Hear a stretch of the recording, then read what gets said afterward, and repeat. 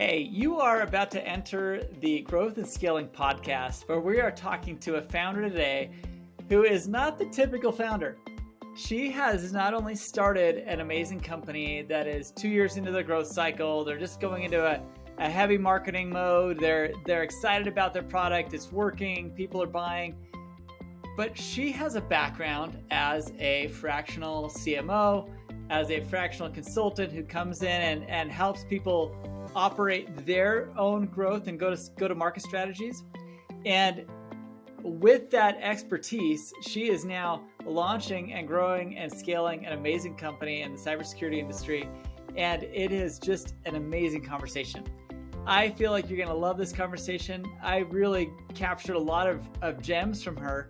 And if you are one of those people that is launching a business, you really need to hear what she has to say, because not every launch goes well. She's coming from the perspective of, I have grown and scaled several different companies, had several different clients that she's helped go through that go to market, both with product launches and business launches and other things like that. And now she's executing on everything that she taught other people in her own business. And it's a fun conversation. So jump in with Kris Bondi. She is amazing and her business is amazing. And I just know you're going to get some good nuggets out of this conversation, as I did.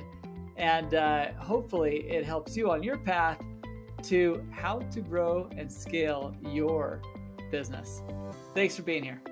Welcome to the Growth and Scaling podcast. This is your host, Todd Westra. And I am so glad you're here today, because we are going to interview an amazing founder or executive who is going to share with us their decisions that they made that exploded their growth. So if you need some inspiration, you want to hear how other businesses are doing it, this is the place to be, and we are glad you're here. Enjoy this episode. Hey, welcome back to another episode. Today we have got an amazing guest who's going to tell us all about the growth journeys she's been a part of, and she's been a part of a lot. She is she's a wealth of knowledge, and I love talking to her. We've had a great conversation leading into this. So let's jump into it. Kris, tell us who you are and what problem do you like to solve? Certainly. I'm Kris Bondi. I am CEO and co-founder of Mimoto. And Mimoto is a cybersecurity company that is able to catch anomalies and deviations, which is a very long way of saying we catch active attacks or when somebody internally is doing something they shouldn't be. You asked for my background. My background prior to this was that I was an executive who was brought in regularly to get a company to scale, get a company to be in a position where they were positioning themselves, working towards a vision, and then scaling both product and as well as revenue, always with an eye towards acquisition, IPO, next round of funding. That makes a lot of sense. I mean, what company isn't doing that? Not as many companies are doing that as should be doing that, which was why there was a good business in it at some point. I totally agree. Now, it's interesting, as you came from that background of growth and scaling and helping others grow and scale their business towards an exit. As you have built and grown Mimoto, what are you looking at? Do you have that laid out? Do you have it roadmapped, what your exit and what your growth strategy is? That's a good question. It's a question I get often. I would say that the reason why I wanted to found a company was because I love going to the vision. I love defining the vision and going to the vision. And if you're brought in to help somebody be acquired, by definition, there's not the long term. And so it was really important to me that we were building a company that had not only a thing, but a thing beyond the thing beyond the thing, if that makes sense. I love it. And so that was really important. My co-founder and I, have worked together twice before. And so we both have that drive. But the other part that was really important to us was that we had a very aligned vision of how we work with people. and the need to respect our coworkers. And so because we were aligned not only on where we wanted to go, but also on how we were going to get there and what it meant to get there together and with other people in the journey, that was why I think it worked out so well for us. I love it. You just brought up like 3 or 4 questions that I would love to have led into that you just answered. And I'm going to take a step back, because you having gone through this journey with so many people, you've got your favorite part. Like, in the growth and scaling journey, there's some foundational things that need to happen. And you just lined out 3 of them. And I'm going to see if you even caught it, because you probably said it so naturally you didn't even think about it. What are the things that have got to be in place for you to be able to grow and scale your business? So, well, going from what I've just started with, I would say that having alignment of the team, particularly the founders, but having alignment, knowing where you're going and how you're going to be there, how you're going to get there. Somebody will be the expert on the product side of how to get there. Someone will be the expert on how to scale the business and the positioning part, but you have to have that covered or bring it in. So that's really important. The thing that I would jump off of that I didn't mention that I think is incredibly important is knowing what to measure along the way, knowing what is, there's a term often the marketers will use, which is vanity metrics. Those are not the ones that are important. It is what is actually driving the business. If I can give an example from my current company, what we're doing at Mimoto is as we've laid out the selling, I have a salesperson coming in who will be prescriptive of following what I've laid out as a sales process, not because I think it's perfect, but because we want to measure it and make sure what is actually the thing that is causing people to either buy or become interested or to expand. Or not. Yeah, or not. Yeah. And so I want him to be prescriptive so that we can tweak what we need to and we can optimize what we can so that we can have a faster growth. At the same time, anything that is the special snowflakes of a prospect, which is going to come in the first year, is going to be a founder sale. I've always thought that the first $2 million is on the back of the founder.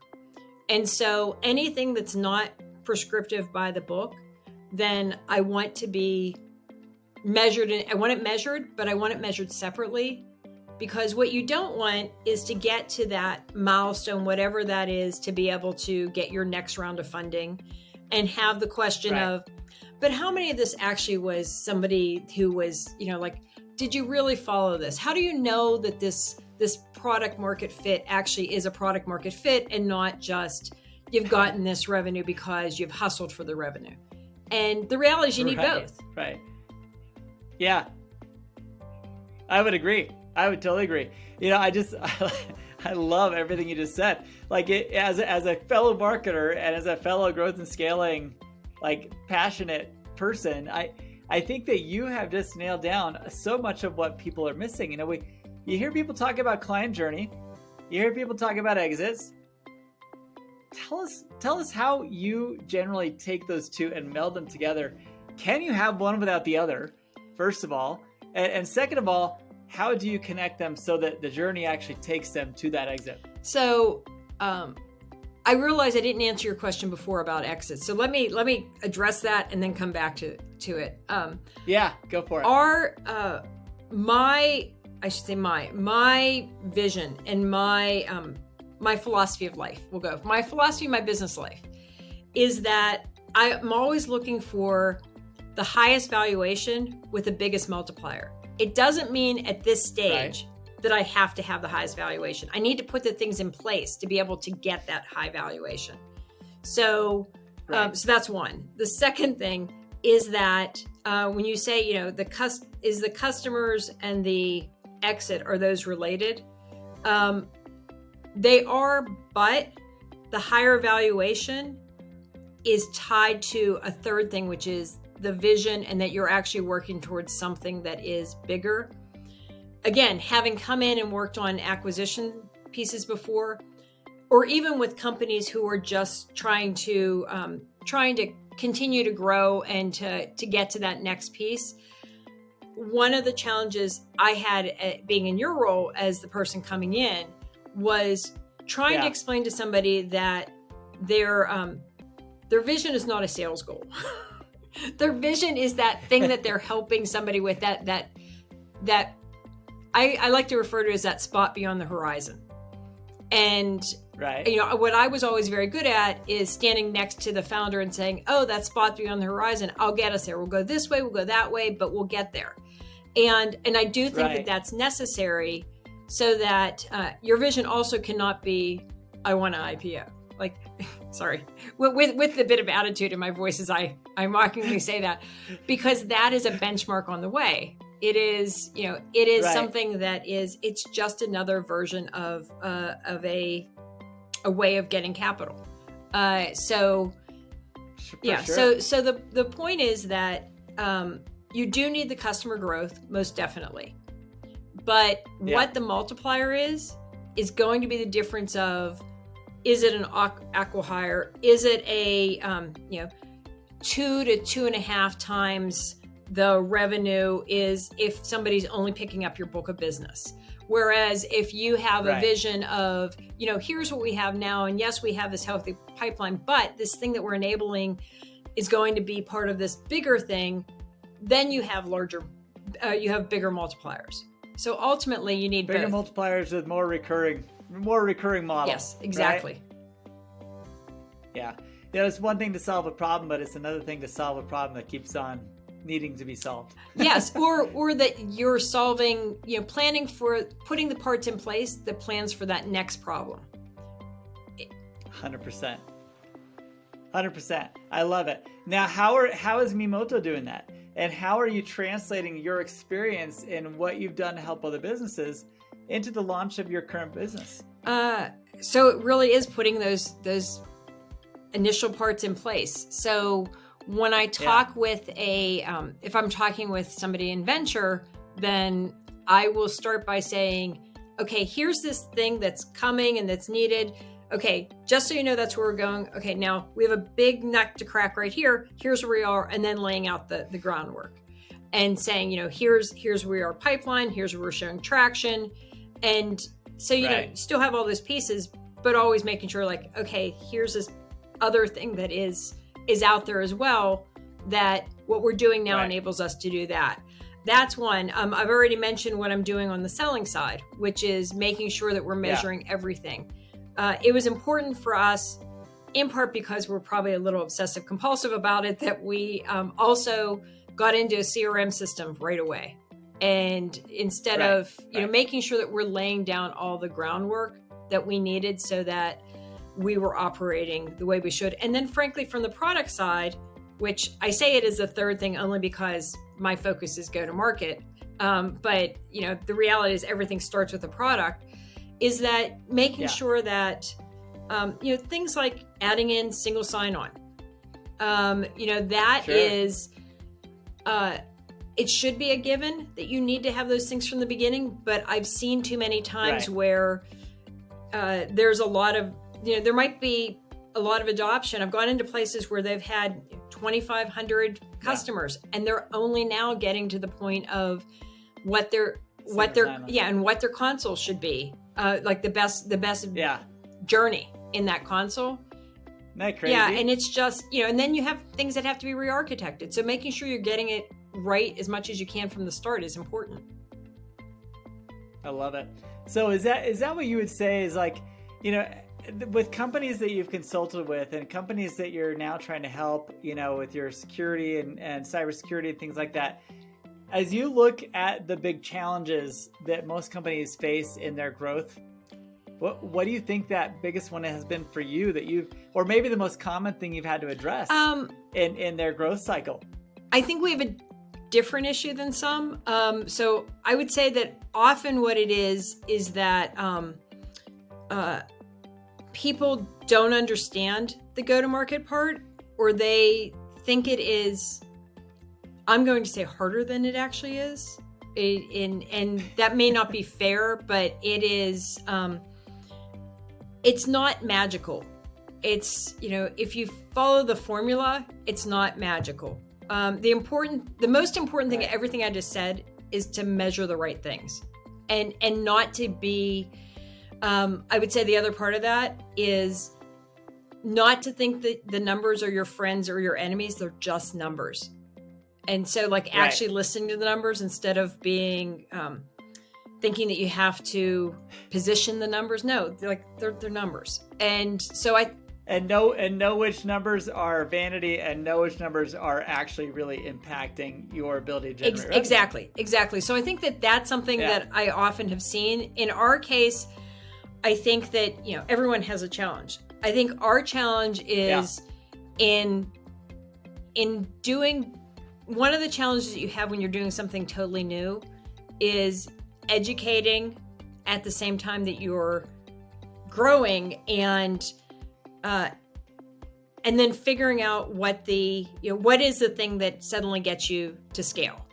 And it's not necessarily what you think is going to be that part. So in our case, we had education.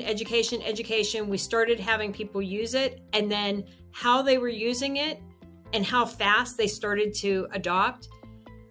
I listened, and that's how I knew that was what was happening. But we went from position it this way, and they were all the same story, but different sides of that same story. And then once it was starting to be used, it taking off because we found the common theme that each of them were using. So in our case, it was people were purchasing us because they were concerned that there was somebody potentially in their systems without them knowing it, that they didn't know who it was. So that is something very much a very good use case for us, and what it comes down to is 100%. us being able to recognize when there's a compromised credential being used. That makes a lot of sense. Right. And we do that, but what has really had things take off has been internally realizing that that when somebody is not following the security protocol, we see that not only that there is somebody sharing credentials, but we can say, oh, these two people are sharing credentials. Or in one case we had where the CTO thought that there was a breach, and it turned out, in the words of the CTO, it wasn't that there was a breach. There were people internal doing stupid things that they shouldn't do, and that he had no idea it was happening. He saw things that were getting moved that shouldn't be moved and deleted that shouldn't be deleted. And the only reason he was like, it seems like it could be a breach, but it would be weird for them to go after this stuff.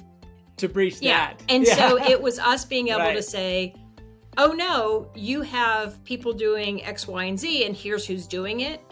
And based on that, or based on, in another case, us being able to confirm that that they had a very elaborate security process and that everyone was following it to the letter, that is what has caused us very quickly to have those expand and to get referrals from those. So you just described this whole process of actual customer listening and actual kind of understanding what your customers are telling you that they want.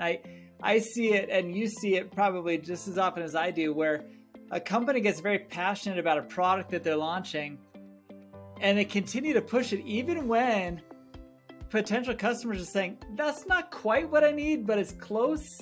Yeah. If you did this, I would really love it, And I think that what you just described is probably a huge challenge that I see a lot of people make, is not listening to what the actual users are telling you about your product, so that you can make those adjustments and turn it into something that actually starts to take off. Most definitely. And in fact, I would say that a lot of kudos to my co-founder, because he spoke with over 100 people before we built. It would have been so easy for him to say, look, I've talked to all these people, this is what they want. Right. And the reality is that the core of the technology is exactly where we had planned it to be. Right. But this additional use case that we didn't realize the importance of it, and the and again, it's listening to what people say, because very early on, I had a CISO say, "Oh, this is great. And we can also use it to do compliance audits." And we're like, "Oh, that's nice. That's a great additional use case." And the reality is that, like, you never no, and that was, well, no, we thought of it, but it was more of, we didn't realize how important that was. Like, that was one of the first things that was said to us. So the fact that was said to us, and then we're like, "Oh yeah, and that would be a good additional one," ended up being, if we, the primary, being like one of the primary things, if we had realized. And I don't think that, one person, this is the other danger of, like, one person saying something doesn't mean that it should be noted, but it shouldn't be that you're going off. Change the whole model for exactly. one person. But when you have repeatedly, you're like, "Oh, that would be really important." You're right. That is important. That's awesome. Well, so tell me, like, as you've gone through this journey, both from a consultative side and now on your own, growing and scaling is not easy. And sometimes you want to give up, and sometimes you just hit a wall and you're like, crud. Is there someone in your circle, in your network, that you look at as someone that kind of inspires you? You've seen them get through the same hurdles, or maybe just the way they operate their business just kind of gives you some hope. Could you give a shout out to someone like that in your circle? I have multiple people, and I will say that when I've done a rethink of direction, there are people who I go to repeatedly. But what I and I told you ahead of time I was going to struggle with getting it down to one person. So I'm going to give you somebody actually in an area that I don't have an expertise in. And so Dale Brown, who is a fantastic CRO, is a person who is new to our advisory board. And I asked him to be on the advisory board because, frankly, I was going to him so many times asking his advice, and he was just so nice. And I'm like, I really should ask you to be in the advisory board. And it was around, I've managed salespeople before, but I've never created from scratch the first compensation plans. Right. And, does this make sense? And, particularly when you are hiring people who it's their job to negotiate, I needed somebody to be able to say, like, okay, this is what I'm getting back. And, is this good negotiation, or is this really what I should be paying this person? Right. So, I knew what the final compensation plans look like. I didn't know what the beginning ones look like. And he's been absolutely fantastic. I love it. That's a great shout out. And I love that you made it part of your board. And I think that alone in and of itself is a great model for people who are trying to grow and scale the companies. Surround yourself with people who have the skill sets that you don't. Don't just get a bunch of people around here who are yes people and wow, that's a great idea people. Get people who have those skill sets that you don't have that can then help you, advise you on the things that are simple to them, that maybe seem like a huge mountain to you.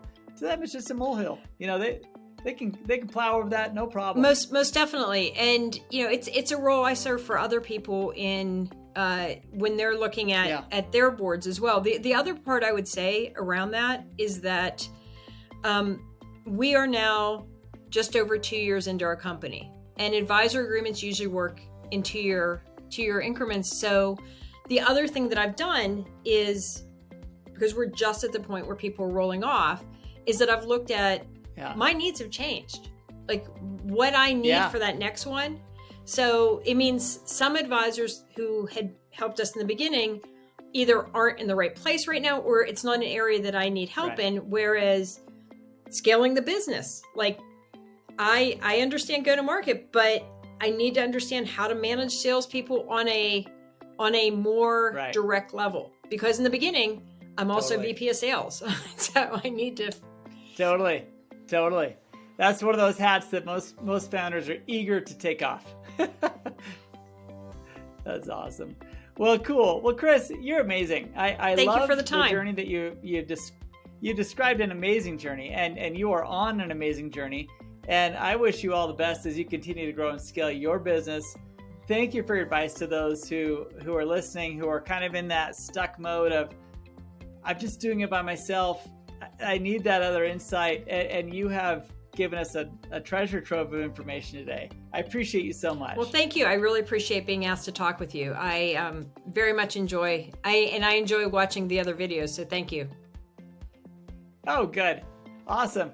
Well, thank you for being here. And you guys heard it from her. Go watch the other episodes. We got some great founders on this show, and we're just grateful. So thanks for being here, and we'll see you on the next episode. Thank you. Take care. Cheers. Hey, I hope that interview was as good for you as it was for me. It was not only interesting what she had to say, but for me, it was somewhat therapeutic. You know, having launched and grown my own companies and also helped a lot of other people launch products and services for their companies in my marketing agency, this particular interview really resonated with me. She's someone of my own, she's cut from the same cloth, I guess you could say, someone who has helped other people grow and scale their businesses. And now as she grows and scales her own, it's kind of a fascinating, reflective point for her. And I hope it was for you. If it was, please go ahead and like, share, comment below. Share this interview with people that you know who are going through the same issues in their growth and scaling journey, or someone that could just benefit from hearing a real, true expert in growth and scaling talk about how she's incorporating the things that she used to teach to other people in her own business. This has been a great interview. I hope you enjoyed it, and I hope you do share it with someone who needs to hear it themselves. Thanks for being here. We'll see you next time on the Growth and Scaling Podcast.